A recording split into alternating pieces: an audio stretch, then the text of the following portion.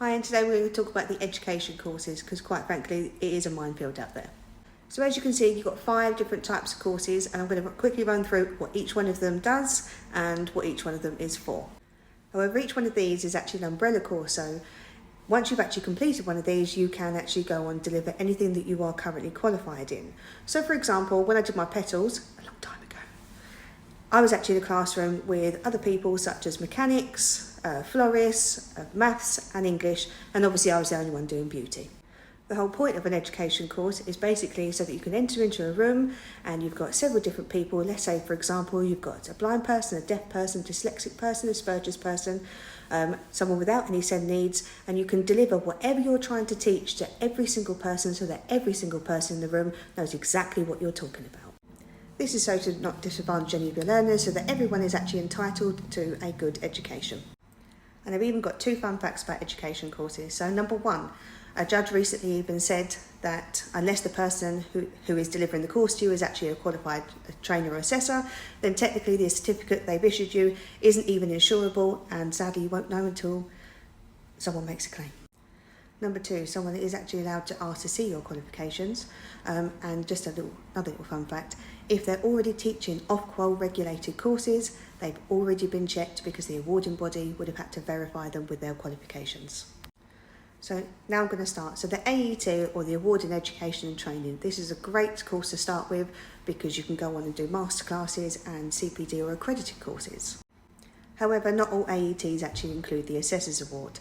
Now, if somebody wants to go on and teach Ofqual regulated courses, whether it's Focus Awards, VTCT, Qualify, etc., then you will actually need your CAVA, which is your Certificate in Assessor Vocation Awards, and that is what any awarding body will request to see, is actually the Assessors Award, not the Teaching Award.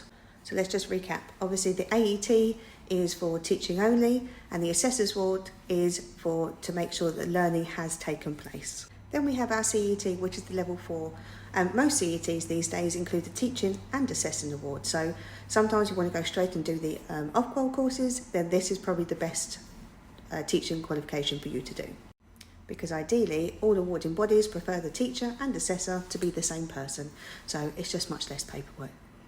Then once you've had your Assessors Award, whether it's level 3 or your CET level 4, then it's always a great idea to go on and do your IQA, so Internal Quality Assurance. At the end of the day, this is somebody that assesses the assessor to make sure that the learning or assessment has taken place. And this tends to be the person that actually reports back to the awarding body, or most of the learners, if there is any issues with the appeals procedure, they come to the IQA, or the assessor can come to the IQA just for any additional support or help. However, the prerequisite for the IQA will always be that you do need an Assessor's Award before you go on to do your IQA. And finally, the DET, the level 5 DET. So this is what most people are actually working towards. It is postgraduate, and some places do it at either college or university. So the facts about the DET is, obviously at the end of the day, you do need to have at least a level 4 in order for you to get onto this course. In the level 4, you have to do 30 voluntary hours in teaching in order for you to get your level 4. In the DET, you need to do 100 voluntary hours in order for you to get your level 5. That's alongside your assignments and assessments, etc. These don't need to be voluntary hours. It would be even great if you're already currently assessing, so you would just basically write down each time you go and assess, and then that will work towards your voluntary 100 hours.